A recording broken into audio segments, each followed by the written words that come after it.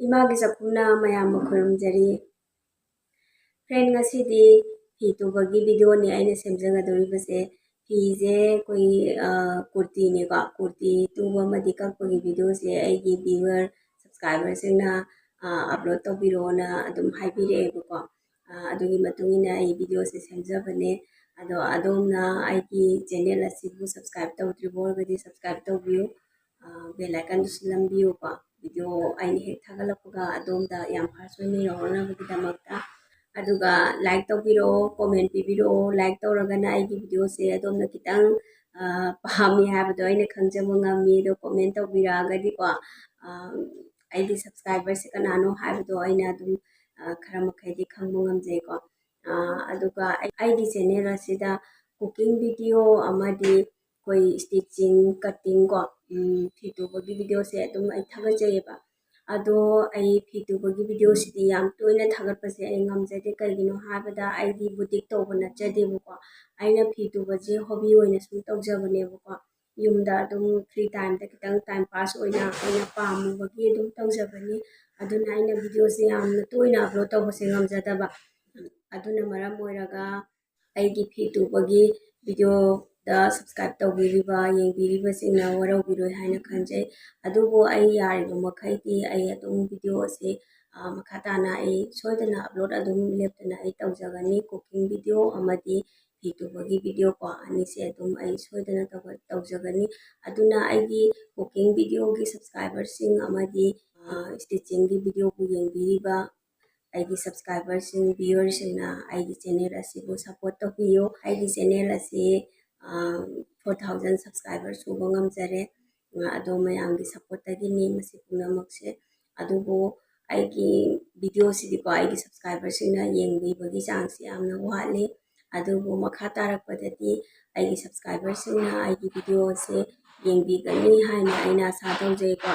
aduga aigi video sidi yam sangbasu natteba minute adum yamabada 9 muktagine ko fitubagi video kakpagi video budi kitang sangi dorbasu adomna aigi video se loyal phawdang yengbiu haina adomda ai request tawjari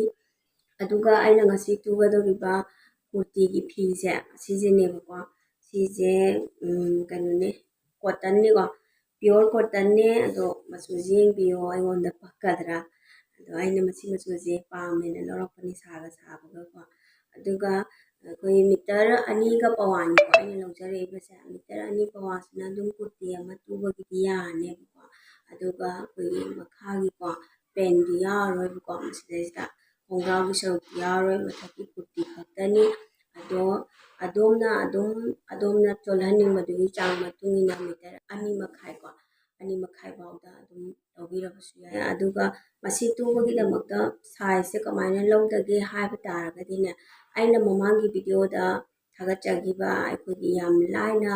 size do nap lawbagi video ma thagachagibaneba kurti tuba matamda kamaina nap lawni koi any fruit amo ore ko koi isagi fitting oiba fruit ama lawbirobako aduga masigi phise ko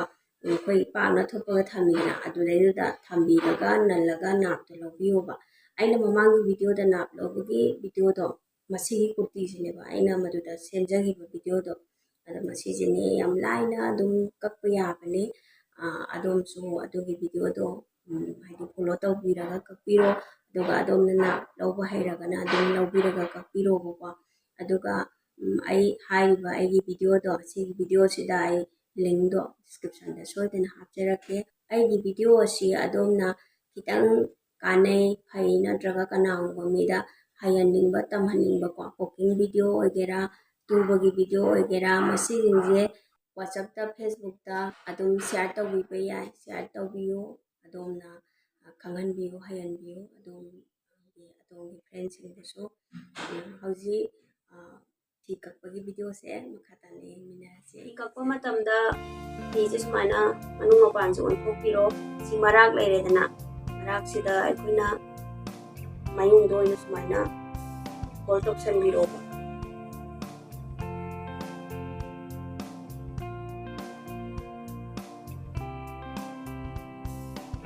yengbiro sumaina ne double oina fold tawsale ko aise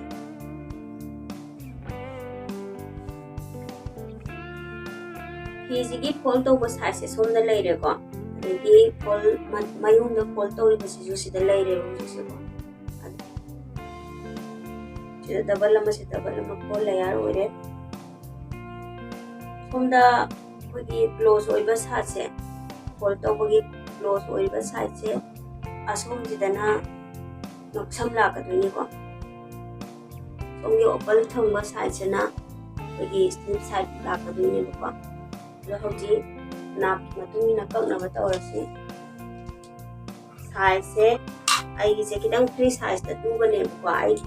se 44 oira ka duni ko aduga hip se na 45 waist se na 41 aduga full long asang ba se zone bagi chang se ai 43 thamdoi ni ado ai ki mathak ki close oiba size se shoulder ki side ni ko samgi mathak ta 7 ama lau ji ko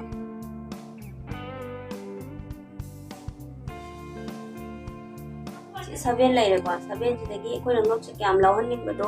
haibidi matuni ko sigi fold tawri ba size sigi manung da jang laga lawgani ba duna aina ngok se 3 oina thamjari ko 3 bawa dum nutpa yai ko 3 ki jang je dum normal chap chabe size ko sidagi 3 hab la ni yamna lawduni ba si laire ba sagi 6 hab to the marks layer ko sab marks mahana join to selaji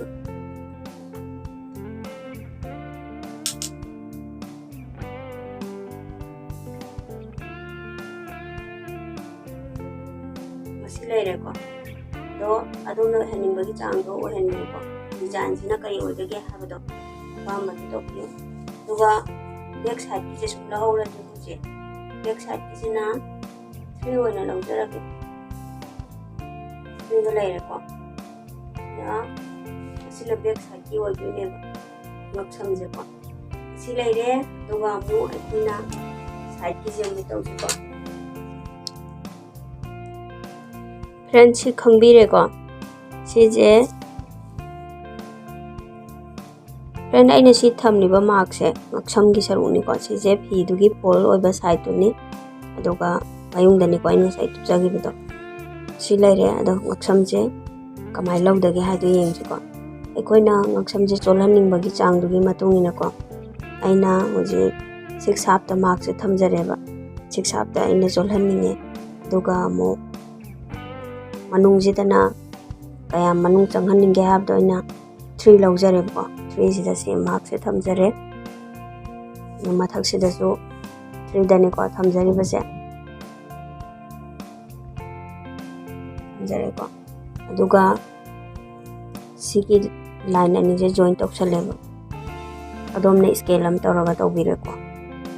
join toksale aduga sina back side ki oigadaba ngaksam gi arawba chang oidune ba ko sina mathak tagi makhada 3 oire adi si manung ji 3 oire same oire ko ado adom na ngak se lawhaning boy taraga de dum 5 6 7 adum any nang na lawhaning do dum tawbe yai ko si laire ado hoji moi khona side kamaina mark tawdage hab do mu yengmina se ngasai ge khon lawba lengban gi 7 je asigi makhajda ikoi 7 hab ama kundani ko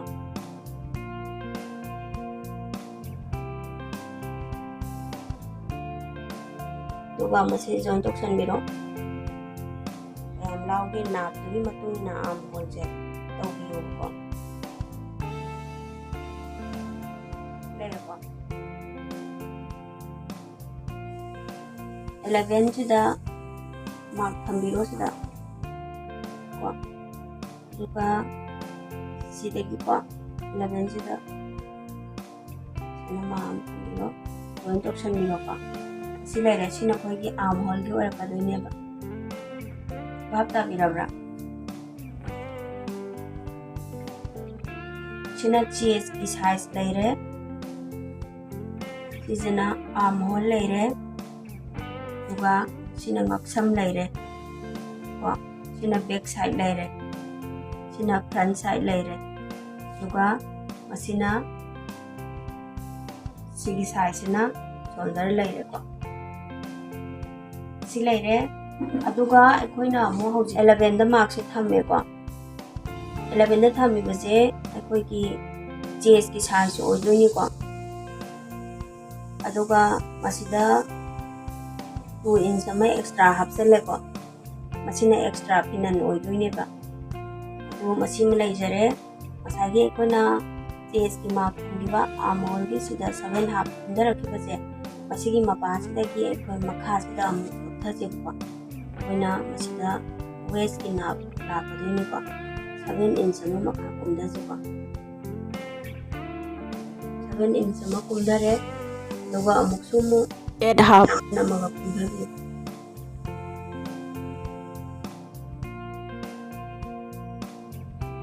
masi lere ko aikoina ngasai sida 11 lawgi budo ado si khwang gi saruk sidana inchi tere kumdara ko gisa sidana waist ki size gi khara pipani na sida adongi size gi matung ina tawbiyu ko size do waist na ne chest ki size gi kam chen gi habado yengaga handa hanbiyo ko aina hauji 1/2 inch se handa hanjare chilere ko ado masidagi 2/2 inch se ko mana mark se thamamo masai sida 2/2 long ba extra do odone sida ko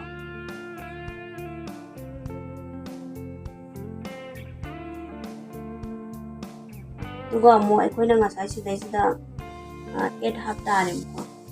8/2 tani kuna ma thangi bido masai sidagi lawriba 8/2 se masidai aikoina masina hip ki size oidone ko hip kina aikoina mo masai hariba masai gi chest ki 11 do aduda kitang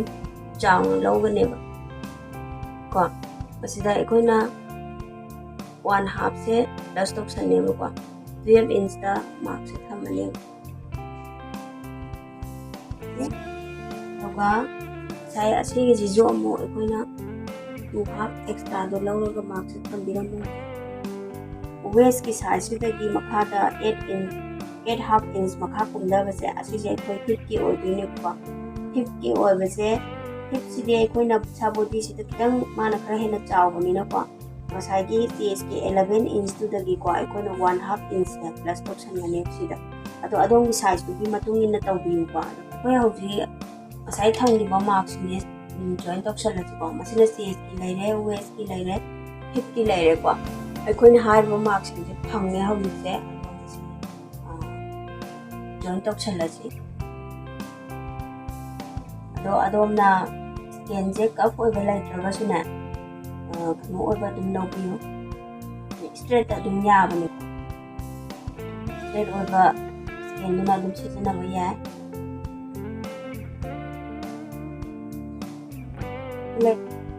do masigi je koina sumaina ko na se to kan da pura sigi point ji touch taw roi bu ko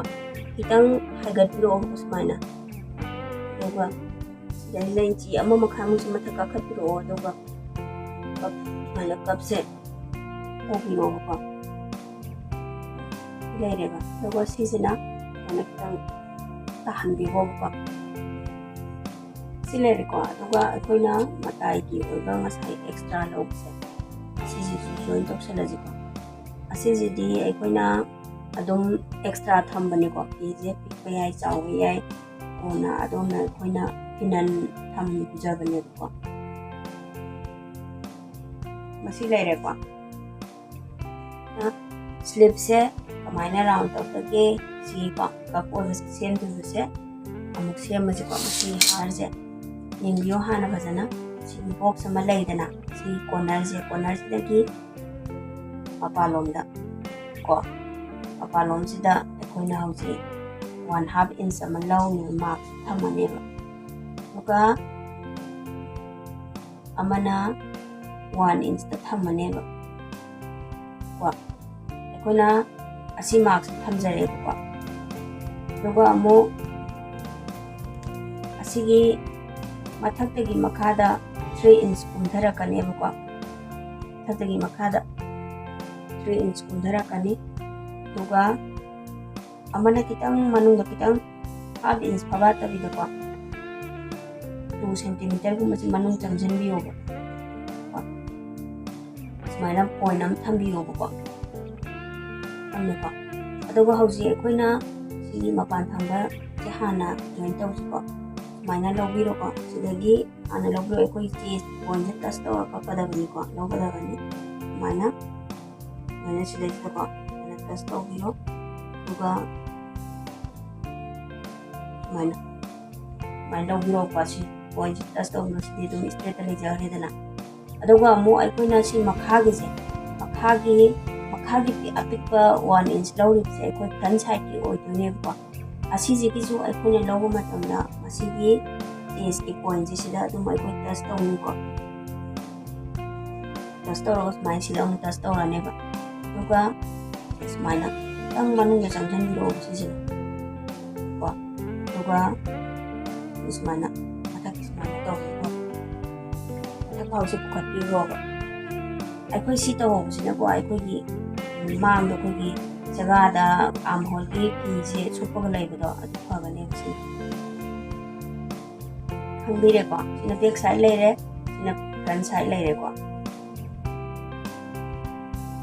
si lai re ko aduga amu aikoi maksam je maksam am to si ko maksam ji di ai gi ayam matam da back side si de dum round ona dum to si ko samna adomna apamba mong adum toubiyu haidi lauhan ge habsu yare degi adomna apamba toubiyu ko si laire toka sisidi aina thamba leina do na tawge khale ko thamba leina mana si laire ko mana kitang saji da kap kitang wara ko haitar yam oibadi natti ko si laire ko masi loire aduga makha gi saruk se amu yeng si ko aikoina ngasai hip sida 11 ni dana chest ko sidai lawdon sidagi aikoina mathaki chest ki size tu dagi aikoina 1 inch le chawan gi do ko si laire duga amu makhagi am lipi achon bagi saruk ki sigi se makhada ta gi bagi saruk se asidana amu hip ki size sidagi ko inchi amamu chawanne adu tarati aikoina ki hip ta tu ye bodi ganina sina 13 oirane aduga aina ngasai gi hip kya makhagi asigi siga ko join tawchilani ba sismana kitang cuff oi bisna litpa matam da nungai be hele price straight le be mota sile ko aduga asigi point adagi point dai ko mana join tawchilani pa sile aduga ngasai 2 extra lawu bi se asigi so tum koina bahura siko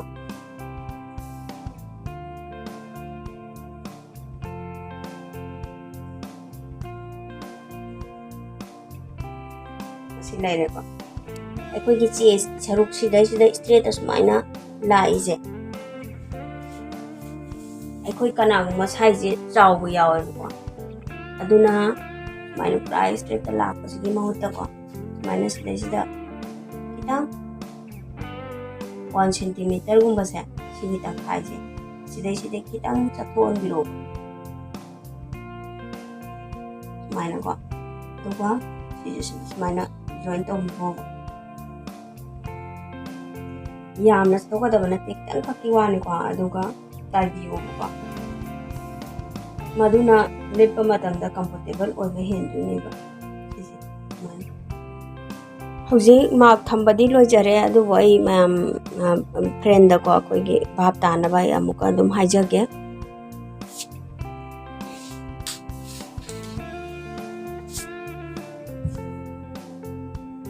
ꯑꯩꯈꯣꯏꯒꯤ ꯀꯣ ꯃꯁꯤꯒꯤ ꯃꯥꯔꯛꯁꯤꯅ ꯉꯛꯁꯝ ꯂꯩꯔꯦꯀꯣ ꯉꯛꯁꯝꯁꯦ close ꯑꯣꯏꯕ ꯁꯥꯏꯗꯁꯤꯗꯒꯤ ꯃꯅꯨꯡꯗ 3 inch ꯆꯪꯁꯤꯜꯂꯛꯑꯦ ꯑꯗꯨꯒ ꯁꯤꯅ bag ꯁꯥꯏꯗꯀꯤ ꯉꯛ ꯑꯣꯏꯗꯣꯏꯅꯦꯕ ꯑꯗꯨꯒ ꯁꯤꯗꯒꯤꯅ ꯁꯤꯐꯥꯎꯁꯤꯅ ꯐ꯭ꯔꯟꯠ ꯁꯥꯏꯗꯀꯤꯅꯤꯀꯣ 6.5 inch ꯇꯣ ꯕꯦꯛ ꯁꯥꯏꯗꯀꯤꯅ 3 inch ꯑꯗꯨꯒ ꯗꯤꯖꯥꯏꯟꯗꯣ ꯑꯩꯈꯣꯏꯅ ꯁꯦꯝꯃꯦꯀꯣ ꯑꯣꯏꯍꯟꯅꯤꯡꯕ ꯁꯥꯏꯖꯇꯣ ꯑꯗꯨꯒ ꯑꯃꯨꯛ ꯉꯁꯥꯏꯒꯤ ꯃꯁꯤꯒꯤ ꯀꯣꯔꯅꯔꯁꯤꯗꯒꯤꯅ ꯁꯣꯜꯗꯔꯒꯤꯀꯣ ꯃꯁꯤꯒꯤ ꯑꯥꯔꯝ ꯍꯣꯜꯒꯤ ꯁꯥꯏꯗꯁꯤꯐꯥꯎꯁꯦ 7 inchꯅꯤ ꯑꯩꯈꯣꯏꯅ ꯂꯧꯖꯕꯗꯣꯀꯣ 7 inchꯅꯦꯕ ꯑꯗꯣ ꯁꯤꯒꯤ 7 inchꯀꯤ ꯄꯣꯏꯟꯠꯁꯤꯗꯒꯤꯅ ꯑꯥꯔꯝ ꯍꯣꯜꯒꯤ ꯁꯤꯒꯤ ꯀꯣꯔꯅꯔꯁꯤ ꯐꯥꯎꯕ 7.5ꯅꯤ ꯑꯩꯅ ꯂꯧꯔꯤꯕꯗꯣꯀꯣ ꯃꯁꯤꯁꯤꯃ ꯂꯣꯏꯔꯦꯀꯣ ꯀ꯭ꯂꯤꯌꯥꯔ ꯑꯣꯏꯔꯦ ꯁꯥꯏꯕꯣꯛꯁꯤꯃ ꯑꯗꯨꯒ ꯑꯃꯨꯛ ꯑꯩꯈꯣꯏꯅ ꯁꯤꯒꯤ ꯃꯥꯔꯛꯁꯦ ꯀꯃꯥꯏꯅ ꯂꯧꯔꯛꯏꯅꯣ ꯍꯥꯏꯕꯗ ꯑꯩꯈꯣꯏꯒꯤ ꯆꯦꯁꯀꯤ ꯁꯥꯏꯖꯇꯣ ꯑꯩꯈꯣꯏꯅ ꯏꯁꯥꯒꯤ ꯅꯠꯇ꯭ꯔꯒ ꯃꯤꯒꯤ ꯐꯨꯔꯤꯠ ꯇꯨꯕ ꯃꯇꯝꯗ ꯁꯥꯏꯖꯇꯤ ꯐꯖꯅ ꯑꯗꯨꯝ ꯂꯧꯕꯤꯔꯣꯀꯣ ꯁꯥꯏꯖ ꯌꯥꯎꯗ꯭ꯔꯒꯗꯤ ꯌꯥꯔꯣꯏ ꯑꯩꯒꯤꯗꯤ ꯏꯁꯥꯒꯤ ꯁꯥꯏꯖ ꯑꯆꯧꯕꯒꯤ ꯈꯤꯇꯪ ꯆꯥꯎꯔꯞꯅ ꯇꯨꯏꯀꯣ ꯑꯗꯨꯒ ꯑꯗꯣꯝꯒꯤ ꯁꯥꯏꯖ ꯑꯄꯤꯛꯄ ꯑꯣꯏꯔꯗꯤ ꯃꯁꯥꯒꯤ ꯁꯥꯏꯖꯇꯨꯗ ꯑꯗꯨꯝ ꯂꯩꯖꯕꯅꯦꯕ ꯑꯗꯣꯝꯅ ꯍꯧꯖꯤꯛ ꯑꯩꯒꯤꯗꯤ ꯁꯥꯏꯖ ꯆꯥꯎꯋꯤ ꯅꯣꯏ ꯃꯆꯥ ꯀꯃꯥꯏꯅ ꯇꯨꯗꯣꯏꯅꯣ ꯍꯥꯏꯅ ꯈꯜꯂꯝꯕ ꯌꯥꯏꯕꯀꯣ ꯑꯗꯣ 36 ꯁꯥꯏꯖ ꯑꯣꯏꯇꯥꯔꯒꯗꯤ 36ꯀꯤ ꯁꯥꯏꯖꯇꯨꯗ 4ꯅ ꯗꯤꯚꯥꯏꯠ ꯇꯧꯔꯒ ꯆꯦꯁꯇꯣ ꯑꯗꯨꯝ ꯂꯩꯖꯔꯦ ꯍꯥꯏꯕ ꯀꯣ ꯑꯗꯨ ꯑꯗꯨꯝ ꯂꯧꯕꯤꯔꯣ ꯑꯗꯨꯒ 36 ꯁꯥꯏꯖꯇꯨꯒꯤ ꯑꯩꯈꯣꯏꯅ ꯁꯣꯜꯗꯔ ꯀꯃꯥꯏꯅ ꯂꯧꯗꯣꯏꯅꯣ ꯁꯣꯜꯗꯔꯗꯨꯗꯤ ꯏꯁꯥꯒꯤ ꯁꯣꯜꯗꯔꯗꯨꯗ ꯑꯗꯨꯝ ꯅꯥꯞꯇꯣ ꯇꯧꯕꯤꯔꯣꯕꯀꯣ ꯑꯩꯈꯣꯏꯒꯤ ꯂꯦꯡꯕꯥꯟꯒꯤ ꯁꯔꯨ ꯑꯇꯣꯡꯕ ꯑꯅꯤ ꯂꯩꯗꯅꯀꯣ ꯄꯥꯝꯕꯣꯝꯒꯤ ꯃꯊꯛꯁꯤꯗ ꯑꯗꯨ ꯑꯅꯤꯗꯨꯗ ꯇꯧꯔꯒ ꯅꯥꯞꯇꯣ ꯂꯧꯕꯤꯔꯣꯕ ꯑꯗꯨꯒꯤ ꯁꯥꯏꯖꯇꯨꯗꯒꯤ ꯆꯞ ꯆꯥꯅ ꯑꯗꯨꯝ ꯇꯨꯔꯕꯁꯨ ꯌꯥꯏ ꯍꯥꯞ ꯇꯧꯗꯣꯏꯅꯤꯀꯣ ꯑꯗꯨꯅ 14 ꯑꯣꯏꯔꯒꯅ ꯑꯩꯈꯣꯏ 7 ꯀꯣ ꯍꯥꯞ ꯑꯣꯏꯔꯦ ꯑꯗꯣ ꯑꯗꯣꯝꯅ ꯈꯤꯇꯪ ꯆꯥꯎꯍꯟꯒꯦ ꯄꯤꯛꯍꯟꯒꯦ ꯍꯥꯏ ꯇꯥꯔꯒꯗꯤꯀꯣ ꯑꯗꯨꯝ ꯈꯤꯇꯪ ꯏꯟꯆꯤ ꯑꯃ ꯍꯟꯊꯕꯗꯤ ꯌꯥꯏ ꯆꯥꯎꯈꯠꯄꯗꯤ ꯌꯥꯗꯦꯀꯣ ꯑꯗꯨꯒ ꯑꯃꯨꯛ ꯁꯤꯒꯤ ꯑꯩꯈꯣꯏꯒꯤ ꯆꯦꯁꯀꯤ ꯁꯥꯏꯖꯁꯤꯗꯒꯤꯀꯣ ꯃꯁꯤꯗꯒꯤꯅ ꯋꯦꯁ ꯐꯥꯎꯁꯦ ꯀꯃꯥꯏꯅ ꯅꯥꯞ ꯂꯥꯛꯏꯅꯣ ꯍꯥꯏ ꯇꯥꯔꯒꯗꯤ ꯑꯩꯈꯣꯏꯅ ꯑꯗꯨꯝ ꯏꯁꯥꯒꯤ ꯅꯥꯞꯇꯨꯗꯁꯨ ꯌꯦꯡꯉꯁꯨ ꯌꯥꯏꯀꯣ ꯑꯗꯨꯝ ꯆꯥꯎꯔꯥꯛꯄꯅꯤ ꯆꯥꯎꯔꯥꯛꯄ ꯍꯥꯏꯗꯤ ꯐꯤꯛꯁꯅꯤ ꯃꯁꯤ ꯁꯨꯝꯀꯣ ꯆꯦꯁꯀꯤ ꯁꯥꯏꯖꯇꯒꯤꯅ ꯃꯈꯥꯁꯤꯗ ꯑꯩꯈꯣꯏ 7 inch ꯀꯨꯝꯊꯔꯛꯀꯅꯦꯕ ꯑꯗꯨ ꯃꯤ ꯑꯃꯒ ꯑꯃꯒꯁꯤ ꯌꯥꯝ ꯈꯦꯠꯅꯕꯗꯤ ꯑꯣꯏꯗꯦꯗꯅꯀꯣ ꯑꯩꯈꯣꯏ ꯌꯥꯡꯂꯦꯟ ꯁꯥꯡꯕꯩ ꯆꯥꯡꯁꯤꯗꯤ ꯑꯗꯣ ꯑꯗꯨꯝ ꯅꯥꯞꯇꯣ ꯇꯧꯕꯤꯌꯣꯕ ꯍꯦꯟꯅ ꯌꯥꯝꯅ ꯀꯥ ꯍꯦꯟꯅ ꯋꯥꯡ ꯆꯥꯎꯕ ꯑꯣꯏꯔꯒꯅ ꯑꯗꯒꯤ 7 inch ꯀꯨꯝꯊꯔꯛꯑꯦꯕ ꯀꯨꯝꯊꯔꯛꯑ ꯃꯇꯝꯁꯤꯗ ꯁꯤꯒꯤ ꯃꯌꯥꯏ ꯍꯥꯏꯇꯥꯔꯦꯀꯣ ꯃꯁꯤꯅ ꯑꯃꯨꯛ ꯑꯩꯈꯣꯏꯅ ꯋꯦꯁꯀꯤ ꯁꯥꯏꯖ ꯑꯣꯏꯗꯣꯏꯅꯦꯕ ꯑꯩꯈꯣꯏꯒꯤ ꯊꯕꯥꯛꯀꯤ ꯃꯈꯥꯒꯤ ꯀꯨꯠꯁꯟꯕ ꯄꯤꯛꯁꯟꯕ ꯍꯥꯏꯇꯥꯔꯦꯀꯣ ꯑꯁꯤꯒꯤ ꯁꯥꯏꯖꯇꯣ ꯑꯣꯏꯗꯣꯏꯅꯦꯕ ꯑꯩꯈꯣꯏꯅ ꯍꯥꯏꯔꯒꯅ ꯑꯩꯈꯣꯏꯒꯤ ꯕ꯭ꯔꯥ ꯐꯥꯕ ꯃꯄꯥꯀꯣ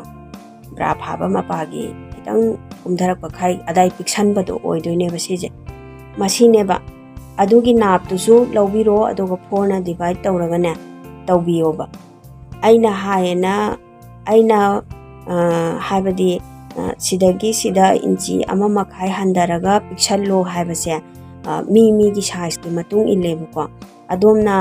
ꯑꯗꯣꯝꯒꯤ ꯅꯥꯞꯇꯣ ꯂꯧꯕꯤꯔꯣ ꯑꯗꯨꯒ 4ꯅ ꯗꯤꯚꯥꯏꯠ ꯇꯧꯕꯤꯔꯣꯕ ꯅꯥꯞ ꯂꯧꯕ ꯃꯇꯝꯗ ꯑꯩꯈꯣꯏꯒꯤ ꯏꯟꯆꯤ ꯑꯃꯁꯦ ꯑꯗꯨꯝ ꯂꯨꯖ ꯊꯝꯕꯤꯌꯣꯕ ꯌꯥꯝꯅ ꯇꯞꯅ ꯂꯧꯕꯤꯒꯅꯣꯕꯀꯣ ꯏꯟꯆꯤ ꯑꯃꯁꯦ ꯂꯨꯖ ꯊꯝꯕꯤꯌꯣ ꯑꯗꯨꯒ ꯑꯗꯨꯝ ꯂꯧꯕꯤꯌꯨ ꯏꯔꯥꯏ ꯂꯥꯏꯅ ꯑꯗꯨꯒ ꯑꯃꯨꯛ ꯃꯁꯤꯒꯤ ꯋꯦꯁꯀꯤ ꯁꯥꯏꯖꯁꯤꯗꯒꯤꯅ ꯑꯃꯨꯛ ꯃꯈꯥꯁꯤda ꯀꯅꯥꯒꯨꯝꯕ ꯃꯤ 7 inch ꯆꯠꯊꯕꯁꯨ ꯌꯥꯎꯏꯀꯣ ꯑꯄꯥꯝꯕꯅꯤꯀꯣ ꯃꯁꯤ 7 inch ꯆꯠꯊꯕꯁꯦ ꯑꯩꯗꯤ ꯈꯤꯇꯪ ꯅꯨꯡꯉꯥꯏꯇꯦꯕ ꯑꯩꯈꯣꯏ ꯈꯣꯡꯒ꯭ꯔꯥꯎꯒꯨꯝꯕ ꯁꯦꯠꯂꯛꯄ ꯃꯇꯝꯗ ꯈ꯭ꯋꯥꯡꯒꯁꯦ ꯎꯕꯒꯤ ꯐꯤꯕꯝ ꯑꯣꯏꯌꯦꯕꯀꯣ ꯑꯗꯨꯅ ꯑꯩ ꯈꯤꯇꯪ ꯏꯟꯆꯤ 1.5 ꯑꯃꯒ ꯑꯩ ꯆꯠꯊꯖꯔꯦꯕ ꯃꯁꯤꯗ ꯄꯣꯏꯟꯠꯁꯦ ꯊꯝꯖꯔꯦ ꯃꯁꯤꯅ ꯍꯤꯞ ꯑꯣꯏꯗꯣꯏꯅꯦꯕ ꯑꯗꯣ ꯍꯤꯞꯁꯦ ꯑꯃꯨꯛꯀꯃꯥꯏꯅ ꯂꯧꯗꯣꯏꯅꯣ ꯍꯥꯏ ꯇꯥꯔꯒꯗꯤ ꯑꯗꯨꯁꯨ ꯑꯗꯨꯝ ꯅꯥꯞꯇꯣ ꯏꯁꯥꯒꯤ ꯅꯥꯞꯇꯣ ꯇꯧꯕꯤꯌꯣꯕ ꯑꯗꯣ ꯑꯩꯈꯣꯏꯅ ꯉꯁꯥꯏꯒꯤ ꯆꯦꯁꯀꯤ ꯃꯥꯔꯛꯇꯣ ꯑꯗꯨꯗꯩꯗꯨꯗ ꯑꯗꯨꯝ ꯏꯟꯆꯤ 1.5 ꯅꯠꯇ꯭ꯔꯒ ꯑꯃꯒꯤ ꯆꯥꯡ ꯑꯗꯨꯝ ꯆꯥꯎꯊꯣꯛꯑꯒꯅꯦ ꯍꯦꯟꯅ ꯂꯧꯔꯛꯑꯀꯥꯟꯗ ꯇꯥꯏꯌꯦꯕ ꯑꯗꯨꯝ ꯑꯗꯨꯒ ꯏꯁꯥꯒꯤ ꯅꯥꯞꯇꯣ ꯂꯩꯔꯒꯗꯤ ꯑꯗꯨꯝ ꯅꯥꯞꯇꯣ ꯂꯧꯕꯤꯔꯒꯅꯦ ꯐꯖꯅ ꯍꯣꯠꯇꯣꯛꯑ ꯊꯝꯕꯤꯌꯣ ꯑꯗꯨꯒ ꯇꯧꯕꯤꯌꯣꯕꯀꯣ ꯃꯁꯤ ꯂꯩꯔꯦ ꯑꯗꯨꯒ ꯑꯃꯨꯛ ꯃꯈꯥꯁꯦ ꯁꯤꯗꯤ ꯑꯦꯅꯤ ꯑꯗꯣꯝꯒꯤ ꯑꯆꯣꯟꯕꯒꯤ ꯃꯇꯨꯡ ꯏꯜꯂꯦꯀꯣ ꯃꯁꯤꯒꯤ ꯃꯇꯣꯟꯁꯦꯀꯣ ꯃꯁꯤꯒꯤ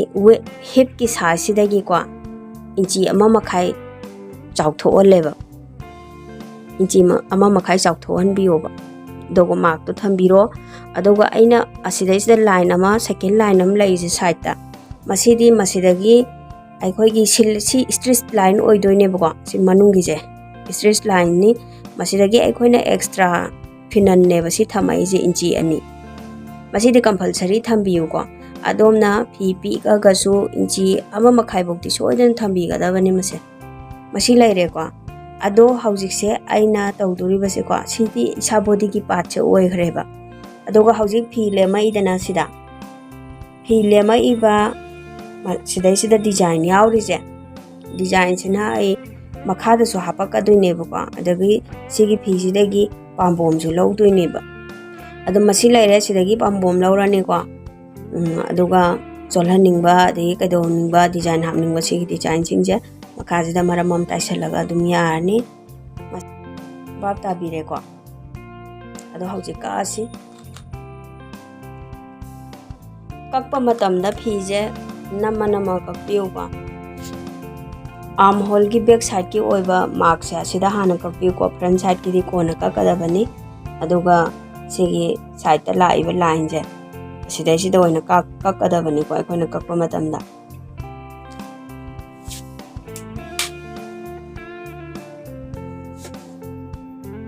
कक्पा मतमदा याम चेक्सन्ना कक्पियु मनुंगोमदा हंजंदनबा तौबियु यारिबा मखै को अदुगा अदोमना आइगी चैनल असे सब्सक्राइब तौद्रिबोरगदी सब्सक्राइब तौबियु वीडियो असे येंगबदा अदोमदा खरदा ओरबसु कानाबो ओइतारगदी लाइक तौबिरो भाप तादबा अमदी नुंगाइबो ओइबिरगना कमेंट सोइदना पिबिरो अदोमना कनागुंबदा हेयनिंगबा खंगनिंगबा लेरबसु वीडियो असे WhatsApp ता Facebook ता शेयर तौबियु आई हौजी बॉडी की पार्ट असे कक्पा लोइजरे अदुगा अमो मथक्ता ngасai फोल्ड तौसनगिबा सरुक्तुसु अमो कक्थचरेको शोल्डर की सरुक से अदो अखोने ngасai थोकबदि मतुंगना तुसिना सिना फ्रंट साइड की लेरे सिना बैक साइड की ओदोइनेबको अखोइना ngасai मार्क तौबा मतमदा फ्रंट साइड की फीजिदको बैक साइड की ngakसम की जिजु पुलपना मार्क तौबने अदो हौजी अमु बैक साइड से दा लौथोगा मार्क से तौरगा सुमाइना थंबी हौरो अखोइजे ngaksamje samgije kakko ngaksamgi design जे कक्पा मतमदा अदोमना चेक्सनना कक्पियु सोइदनबा अदोगा बैक साइड की फीजी लौथोकपिरगा कक्पिरजु कयाइको कयको सिना मांगी साइने बसे अदो कोई फ्रंटली साइड की सेगा जुजु लोकोस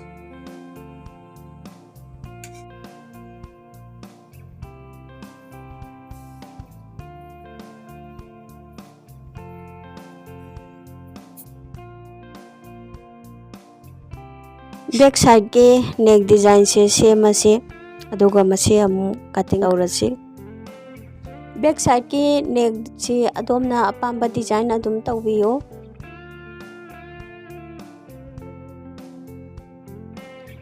आइना हौजी कुर्ती जे कक्पा लोइजरे अदो फ्रंट साइड का बैक साइड का जे सुमाइना फजना लोनछलगा थंबियु को सेगा अनि सिदा चमनना पाइरगा फोल्ड तौसनबिरो फोल्ड तौसलगा अखोइना ngасai नाप को चेस्ट की मार्क सिदा मार्क तौरगा थमगिबदो अदुदाइदुदा कोइना 4 लेयर मक से पुलपना खितंग कट तौरगा थंबिको मसी कअगा थमौबजना होरेन अखोइना स्टिचिंग तौबदा नुंगाइगनी खोगी वेस्ट लाइन जे मसिदाजु कट तौरा थंबिरो दगी हिप लाइन जे मसिदाजु कट तौरगा थंबिरो कक्लबा फी अजिको कोगी ngасai मार्क थमौदबा साइड तो अदोम साइड ता मार्क थमनबगिदमक्ता आइना तौरिबसे सुमाइना को ngасai मार्क थमगिबा मार्क सिदा अमो खरा फजना मार्क से लेइनबगिदमक्ता चोकसिना अमो यक्सनबिरोबा अदोगा साइड अमाजिदा को सुमाइना उपसनबिरो अदोगा सुमाइना खोइ खुदसिना पोप पोप सुमाइना फुबिरोबको अदोगा चोक तो अदुम नकल अमदा अदुम मार्क तो लैगिनेबा सुमाइना मम्मीदो को अदु लैरिबा मम्मीदुदा अदोमना चोकसिना अमो यक्सनबिरोबा इसागी बॉडी की ngасai की अखोइना लौगिबा साइज तो मथक्तगिना मखाबौसे लोइना सुमाइना मार्क से तौरगा थंबिरो सुमाइना मार्क से थमौरगदी अदोमना तुबा मतमदा को याम नुंगाइना तुगनी अदु नत्रगदी तुबा यामना नुंगाइरोएबा सोइदना मार्क से थंबियो हाना वीडियो से खरदी सांगे अदो आइना हौजे अमु पाम्बोम से कक्नबगी फीजे लौजरेको पाम्बोम से फीजे पाम्बोम अनिमकी कक्कदोइनी अदुना फीजे 4 लेयर ने को आइना थमजरिबसे अदुगा सोंगी साइड सेना मथक थंगबा साइड तो ओइगदबा क्लोज ओइबा साइड तोनी अदो मसीगी असांगबजेना 7 इंच ने को 7 इंच सिदगी 1/2 इंच अमदी माइनस चटखिनी को अदुगा ꯑꯩꯅ ꯍꯧꯖꯤꯛ ꯂꯧꯖꯔꯤꯕ ꯅꯥꯞꯁꯤꯅ ꯑꯃꯨꯛ ꯑꯩꯈꯣꯏꯒꯤ ꯄꯥꯝꯕꯣꯝꯒꯤ ꯃꯈꯥꯒꯤ ꯄꯤꯛꯁꯜꯂꯛꯄꯒꯤ ꯔꯥꯎꯟꯗꯨꯒꯤꯅꯤꯀꯣ 7 ꯏꯟꯆ ꯊꯝꯖꯔꯦ ꯑꯗꯨꯒ 1/2 ꯏꯟꯆ ꯑꯃꯅ ꯑꯦꯛꯁꯇ꯭ꯔꯥꯒꯤ ꯊꯝꯖꯔꯦ ꯃꯈꯥꯒꯤꯁꯤꯅ 9/2 ꯏꯟꯆꯇ ꯃꯥꯔꯛ ꯊꯝꯖꯔꯦ 9/2 ꯏꯟꯆꯁꯦ ꯑꯩꯈꯣꯏꯒꯤ ꯑꯥꯔꯝ ꯍꯣꯜꯒꯤ ꯁꯥꯏꯖꯇꯣ ꯑꯩꯒꯤꯗꯣ 7/2 ꯅꯦꯕꯀꯣ ꯃꯗꯨꯗ 2 ꯏꯟꯆ ꯑꯃ ꯄ꯭ꯂꯁ ꯇꯧꯁꯜꯂꯒ 9/2 ꯅꯤ ꯑꯩꯅ ꯂꯧꯖꯔꯤꯕꯁꯦ ꯑꯗꯨꯒ ꯑꯃꯨꯛ ꯑꯩꯅ ꯍꯧꯖꯤꯛ ꯊꯝꯃꯤꯕꯁꯤꯅ ꯑꯩꯈꯣꯏꯒꯤ ꯑꯥꯔꯝ ꯍꯣꯜꯒꯤ ꯀꯠꯇꯤꯡ ꯇꯧꯅꯕꯒꯤꯅꯤꯀꯣ ꯃꯈꯥꯒꯤ ꯁꯔꯨꯛꯁꯤꯗ ꯃꯇꯥꯏꯗꯒꯤ ꯃꯅꯨꯡꯂꯣꯝꯁꯤꯗꯀꯣ 3 ꯏꯟꯆꯇ ꯃꯥꯔꯛ ꯑꯃ ꯊꯝꯕꯤꯔꯣ ꯃꯁꯤꯒꯤ ꯃꯥꯔꯛꯁꯤ ꯌꯥꯝ ꯃꯔꯨ ꯑꯣꯏꯀꯣ ꯑꯗꯨꯒ ꯑꯃꯨꯛ ꯃꯊꯛꯀꯤ ꯀ꯭ꯂꯣꯖ ꯑꯣꯏꯕ ꯁꯥꯏꯗꯁꯤꯗꯒꯤ ꯑꯃꯨꯛ ꯃꯈꯥꯗ ꯑꯃꯨꯛ ꯆꯠꯊꯔꯛꯑꯒ 3/2 ꯑꯃ ꯊꯝꯕꯤꯔꯣꯀꯣ ꯑꯗꯨꯒ ꯃꯁꯤꯒꯤ ꯊꯝꯃꯤꯕ ꯃꯥꯔꯛ ꯑꯅꯤꯁꯤ ꯇꯁ ꯇꯧꯔꯒ ꯂꯥꯏꯟ ꯑꯃ ꯁꯨꯃꯥꯏꯅ ꯆꯤꯡꯕꯤꯔꯣꯕ ꯑꯗꯨꯒ ꯑꯃꯨꯛ ꯐꯤꯁꯦ ꯁꯨꯃꯥꯏꯅ ꯂꯩꯊꯣꯛꯄꯤꯔꯣꯀꯣ ꯑꯗꯨꯒ ꯑꯩꯈꯣꯏꯅ ꯍꯧꯖꯤꯛ ꯁꯇ꯭ꯔꯦꯠ ꯂꯥꯏꯟ ꯑꯃ ꯆꯤꯡꯈꯤꯕꯗꯣ ꯑꯗꯨꯗꯩꯗꯨꯗ ꯀꯞ ꯂꯥꯏꯟ ꯑꯃ ꯆꯤꯡꯅꯤꯀꯣ ꯀꯞ ꯂꯥꯏꯟꯁꯦ ꯁꯨꯃꯥꯏꯅꯀꯣ ꯃꯊꯛꯀꯤ 3/2 ꯏꯟꯆꯁꯤꯗꯒꯤ ꯁꯨꯃꯥꯏꯅ ꯂꯧꯔꯛꯑꯒ ꯃꯅꯨꯡꯂꯣꯝꯗ 1/2 ꯏꯟꯆ ꯃꯨꯛ ꯑꯃ ꯆꯪꯁꯤꯟꯒꯅꯤꯀꯣ ꯃꯁꯤꯅ ꯐ꯭ꯔꯟꯠ ꯁꯥꯏꯗꯀꯤ ꯑꯣꯏꯗꯣꯏꯅꯤꯀꯣ ꯑꯗꯨꯒ ꯑꯃꯨꯛ ꯑꯩꯈꯣꯏꯒꯤ